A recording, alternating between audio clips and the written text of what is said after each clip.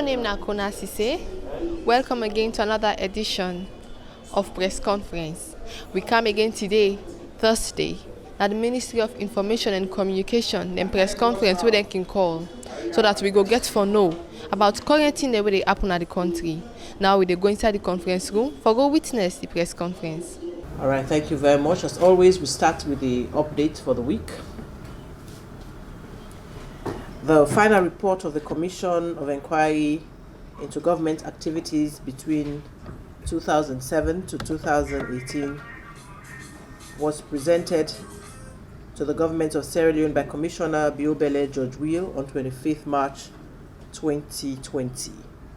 The investigation looked at 10 years of governance and found losses of 323,555,873,556 cents and 94,207,803 United States dollars that were misappropriated and or unverified and had remained unaccounted for due to corruption in various MDAs. Commissioner Judge Will closed the COI at the former Special Court compound, New England, Freetown, and presented their findings and recommendations. Investigations into the Ebola response revealed 85 billion leones and $2.4 million was misappropriated and or unverified and had remained unaccounted for between the EOC, Ministry of Health and Sanitation, National Ebola Response Committee, several collaborators, BDO and IPAO. His Excellency President Dr. Julius Maada Bio has addressed the closing of the 3 commissions of inquiries into governance, processes, assets and forensic audits of the former administration, warning serving officials of his government not to betray public trust. As I have maintained before, this must be the last commission of an inquiry in our country, the President noted. As a nation, we should have learned and applied the singular lesson from these commissions that persons who hold the public trust must serve honestly, justly, fairly, and diligently, and that as a country, we must put an end to a culture of rampant thieving, abuse, waste, and impunity. The President ended. Well, ladies and gentlemen of the Fourth Estate, as you may know, we are dealing with COVID-19 as a country, not because we have a single case, but we are in a motion of preparedness or in a state of preparedness, and therefore we have been engaging across the country. The Ministry of Information and the Ministry of Health and other sector players or other partners are collaborating in this particular venture. We have teams going across the country, engaging. As I speak to you right now, the Vice President left this morning for Balamuya, to go and see for himself, the state of preparedness and how our men are manning that particular border post. He's also going to Jendema, after the encounter, after the meeting at Balamuya. The Ministry of Health, of course, and Ministry of Information, decided this week to start engaging with the media twice a week. Mondays, we have updates from the Ministry of Information and Ministry of Health, and of course Thursday, we also will be dedicating some aspect of the press conference to information on COVID-19. As we all know, the rapidity and the way this disease is spreading, of course, is a cause for concern for us as a government, which is why we saw His Excellency made a proclamation just 2 days ago, and as I speak, Parliament is debating on that particular proclamation, and hopefully regulations will come out that will support the proclamation by His Excellency. So again, we hope to answer questions, or if you have concerns regarding, these and other issues. Of course, that there will come the time during this press conference where you will ask those questions and seek those clarifications. But for now, I'd like to invite the chairman of the Political Parties Registration Commission, who is here this afternoon with us. Now, just yesterday, the Political Parties Registration Commission met with 17 political parties, and of course the ministry was represented. They needed to find out our level of preparedness, as a government, but of course we needed also to get them engaged, informed, so that once they engage members of the political parties, they will have the right message to pass on to their various supporters. So after that meeting, the 17 political parties signed a declaration of support and commitment to the fight against the coronavirus. So this afternoon, to talk to us more about this particular engagement yesterday at the PPRC, we have the chairman of the PPRC, Mr. Abdullahi Masiambi Bangura. He's the chairman, and I would like to invite him to the podium to speak to this and other issues. Thank you, Madam Minister, and good afternoon, ladies and gentlemen of the press. As the Minister said, we summoned a meeting of all the registered political parties in this country to our office yesterday on the issue of the COVID-19. The purpose of the meeting was basically to bring them up to speed as to the level of preparedness of the government, and we also wanted them to know the kind of messages they should send out there. I mean, we did not want some disjointed intervention by individual political parties. We wanted a coordinated and solidified complementary intervention of political parties in support of the government's office. 16 of the registered 17 political parties attended. The APC could not, but the Secretary General was gracious enough to call me and tender an apology that they could not attend because they were following on the presentation of the COI report. In any event, the meeting was climaxed by the signing of a communique, and the content of the communique are to the effect that all political parties commended the efforts of the government. They appreciated the very strong and decisive leadership of His Excellency the President and his government in the fight against the coronavirus disease. And they also pledged their support, and that they are willing and ready to complement government in whatever way they will be required to. They signed that communique, the 16 that were in attendance. And then the APC this morning, I called the Secretary General. He asked that the communique be taken to his office for his signature. I sent it there with our messenger, and he has also signed. So the communique is now signed by all 17 registered political parties, commending the government and pledging their support. So basically, that was the outcome of the meeting we had yesterday with the 17 political parties. I mean, we invited officials from the Ministry of Information and the Ministry of Health. We wanted the Ministry of Health to bring the political parties up to speed as to the preparedness of the government in fighting against the COVID-19.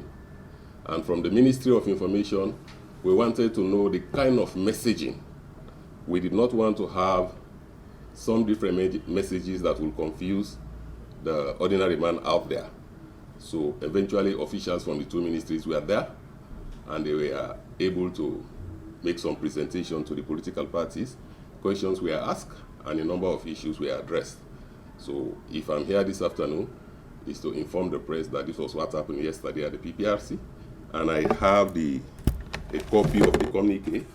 I will make 2 original copies available to the press, and you guys will now know how you will distribute it among yourselves.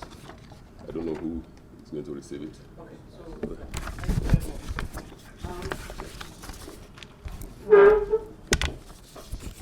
These are the 2 copies for you.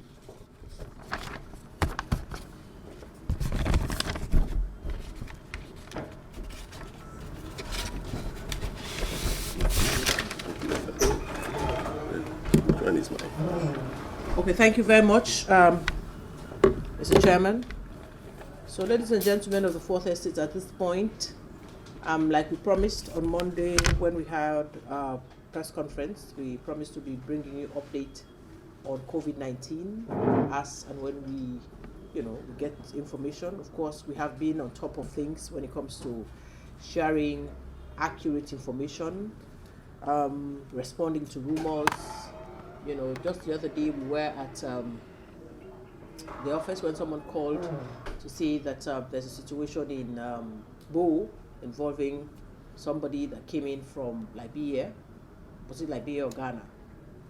So, there was a whole lot of confusion on social media. People were, saying that she's been tested and the results are positive.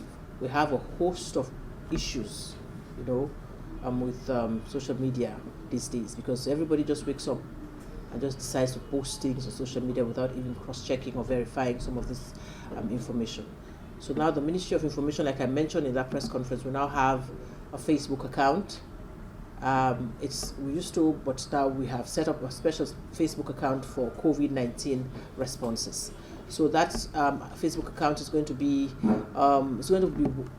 whitelisting all information that comes through on COVID. So again, I would encourage you, in case you need clarification on issues, you need more information on, updates on COVID, please log on to that account and you'll be able to access information, correct information. So you help us to disseminate this information to the public in a timely manner.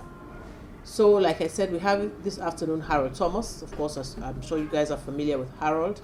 He's been engaging, he's been on radio, TV, and all over the place talking about COVID, giving updates on things as they happen.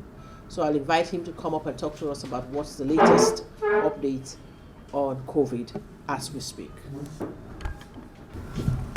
Thank you very much, Madam Chair, Chairman of the PPRC, members of the press. As I am talking to you, as of today, 26 March 2020, there is no confirmed case of coronavirus in Sierra Leone. All samples tested so far in Sierra Leone have proven to be negative. There are 23 as I'm talking to you now, and any suspected case will be sent to our accredited laboratory for testing. Only lab results can determine whether a suspected case is positive or not. And the Ministry of Health, it is our policy not to discuss negative results or suspected cases. We will only make public positive results after it has gone through the process of notification to the International Health Regulation, and then it will be publicly announced if we have a positive case.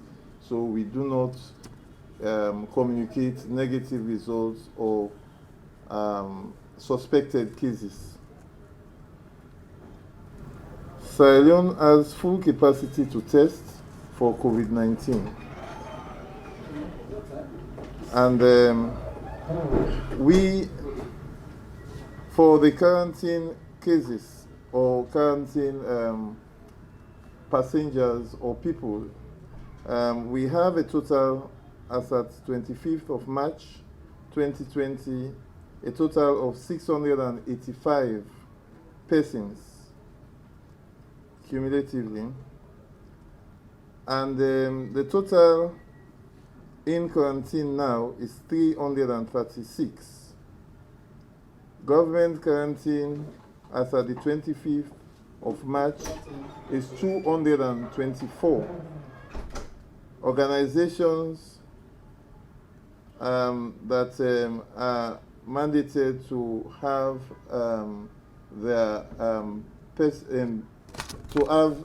to quarantine people as required by the Ministry of Health, as authorized by the Ministry of Health. We have a total of 46, and in the government quarantine facilities we have a total of 224, and self-quarantine we have 66, because the policy states that if you are coming from a country with less than 50 cases of COVID-19, you will be documented and you'll be under the radar of surveillance, but you'll be quarantined at your own home. The government has prepositioned detection and preventive measures in place in all crossing points, and they have also put in place measures at unofficial crossing points where we have the military deployed at different points in all districts. Quarantine isolation facilities have been identified across the country, although we do not have any suspected or confirmed case as at now. And then the public information is actually going on in the country together with the Ministry of Information. The key preventive measures that we want to stress is hand washing. Hand washing with soap and water. And if there is any suspected case, call 117. Also, maintain social distancing at public places and even at your homes. If you are coming from a country of less than 50 cases, we want to reiterate this. Please stay home for a period of 14 days and keep safe distance from family members and loved ones. We are expecting a consignment for a cargo plane coming into Sierra Leone with some IPC materials, I mean infection prevention and control materials, and also some test kits. But details will be given to you later. Thank you very much.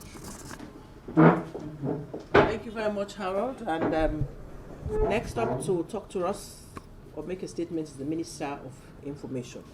Now, upon assuming office after winning the elections conducted in March 2018, His Excellency President Bio set up a transition team led by the Chief Minister to stocktake what we inherited as a government. So at the end of the assignment, the transition team produced a report that was presented to His Excellency with several recommendations.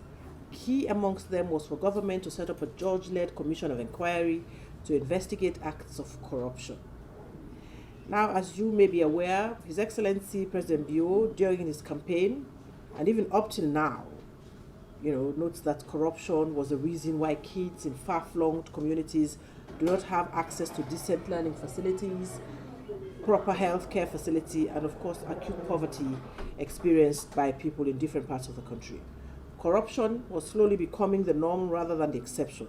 So he made a decision to change that narrative by taking the fight to another level, which was why basically the COI was set up to look into issues of corruption by past government officials. Now the COI team, the judges yesterday presented the report to His Excellency, and now we have the Minister of Information here with us this afternoon to talk to us or tell us what happens from this point on. Mr. Minister. Good afternoon, ladies and gentlemen. Always a pleasure to be here. So, Corona remains a main agenda item for government. We have worked very hard as government to ensure that Corona is kept out of here. We want to continue with the support of the citizens across the board to ensure that we keep our score at 0. Under normal circumstances, nobody wants to get 0, right? When we send our kids to school, if they bring 0, you almost want to withdraw them from school. But this time, we don't only want to get 0, we want to keep it at 0. I'm sure we are quite the envy of the world right now. So we rely on the strength of all of us as Sierra Leoneans to continue to imbibe the key concepts of social distancing, regular hand washing, clean water and soap, and in the event we see somebody display any of the signs of coughing, sneezing, and proven to be above the temperature of 37.5 degrees, please don't hesitate to call 117. In fact, that's a civic responsibility. It is a civic duty that we must not treat lightly. So that's number one. Number two, yesterday we all witnessed the official closure of the commissions of inquiry. You could recall that in his march to the presidency, His Excellency President Julius Maada Bio had recognized corruption as a major impediment to national development. He has recognized that a long time ago that it was choking the development process, and therefore he vowed to fight it on all his cylinders once he became president. And we have seen that matched by every effort, probably just earning the sobriquet a talk-and-do president. He first, in June last year, when he acceded to the presidency in June 2018, he set up the government transition team. That team had specific mandate to look into the conduct of the affairs of our great country in the last 10 years of the APC stewardship. Amongst the things that the commission found out was, one, that there was egregious corruption as a hallmark of the previous administration. It also uncovered issues of abuse of office and many more things, malfeasances that were characteristic of the last administration. So the government transition team recommended, amongst other things, the setting up of a judge-led commission of inquiry. They further asked for a forensic audit and a transition law, amongst others. You could see government has been taking very scrupulous and meticulous steps to implement all of those resolutions. I mean, the GTT report went to cabinet, it was approved, the building blocks started falling in place. First, there was the forensic audit, which uncovered massive graft, right? Huge amounts of money swindled, and much of it ending up in bottom left private pockets. That was established by the forensic audit. Some of those matters are now were being handled by the Anti-Corruption Commission. Some others are in court. But just to say, this has never been about a witch hunt. I mean, already you knew, even before we got to this point, huge recoveries over millions of dollars had already been done, which His Excellency had graciously dedicated to building a major ultra-modern diagnostic hospital for Sierra Leoneans. So for those who had been saying it was trumped up, it was a witch hunt, it was all lies, there is one for all to see, even the blind could see, that this country has been robbed blind over the years. So then yesterday, we had the commissions, after one grueling year of sittings, presenting their report. But it's important to note that first, all of these instruments went through due processes. Cabinet approved it, it went through Parliament, and it was fiercely debated. I mean, that brought out the very best in Sierra Leoneans from all sides. So the court was properly seated. I mean, there were a lot of legal wranglings around it, but in the end, all the due processes were obeyed. We had law. The sitting started, preceded by massive nationwide awareness-raising programs, to an extent that when the Institute for Governance Reform, which is a local think tank with great reputation, conducted a survey in July 2019 about what Sierra Leoneans felt about the fairness or otherwise of the commissions. 82% across the country indicated that they believe the commissions will be free and fair, free from fear, and it will be open and fair. So, right from the word go, Sierra Leoneans trusted the process. So the judges were themselves very challenged to ensure that they lived up to expectations. And that was manifested throughout the proceedings. For the very first time in the history of corruption, this was showed live from start to end, right? You had TV cameras there, you had radio stations, you had radio reporters, everything was in public. Nobody was disadvantaged. Every person of interest was afforded an opportunity to make their case, to defend themselves. Where they could not, they were represented by lawyers of their choice. So everything was transparently done. So the reports yesterday, Justice Biobele gave us an inkling into some of the things he found out in his commission and some of the recommendations he had made. So already that's a teaser in the public domain. I mean, let the debate go on for as long as the cows come home. So that's ongoing right now. But more importantly, speaker after speaker paid glowing tributes to His Excellency President Bio for being an African leader who set up a commission of inquiry and never had any vested interest.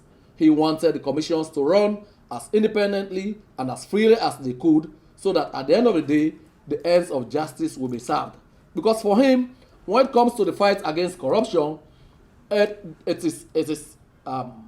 knows no colors, no regions, no ethnicities.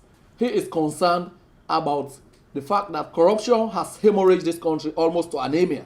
That is what he wants to stop, right? So the lawyers, the judges themselves posited that from the commencement of their sittings, they never once had a call from him to show interest in, oh, this is how we want, this is the person we want to. No, he never did that.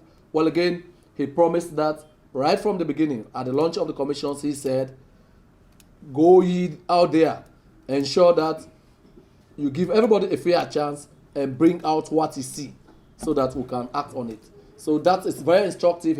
One of them, Justice Atuguba, even asked, he called on other African leaders to copy from and emulate the very good example of His Excellency President Bio. I think this is, as Sierra Leoneans, who all should be proud of it. These are judges coming from other jurisdictions holding our country up high. Is there anybody who is not happy about an accolade like that for our country? This is not about President Bio. This is about the integrity of our country. These people come from other West African countries. They have presided over commissions, and this was, their own voluntary acclamation that this is the very first, no special interest, no telephone calls. And he himself said it when it was his turn, that even when one of the judges got boggled, that is Justice Biobele, he never once called him. Not because he had no sentiments around it, but he did not want to be seen interfering with due process. Same for Justice Atuguba. So this is the kind of leadership we are talking about. He simply wants to ensure that every Sierra Leonean is given a fair chance. All those who were persons of interest had a fair chance to be investigated, so that at the end of the day, government will take the next practical steps. So what next? Well, yesterday His Excellency officially received the reports of the commissions. The commission officially closed yesterday. So government will now review the reports and the recommendations, and on the basis of that, the white paper will be issued. Once the white paper is issued, the next steps will be to take action. However, it's important to note that those for whom there is adverse judgment, right, again in the commissions of inquiry report, will still have recourse to the next layer of justice. They could go to the appeal court. If there's anything untowards you, you think you are not happy with something, you still have recourse to the next layer in the court hierarchy. You could go to the appeal court, So this is what we have, right?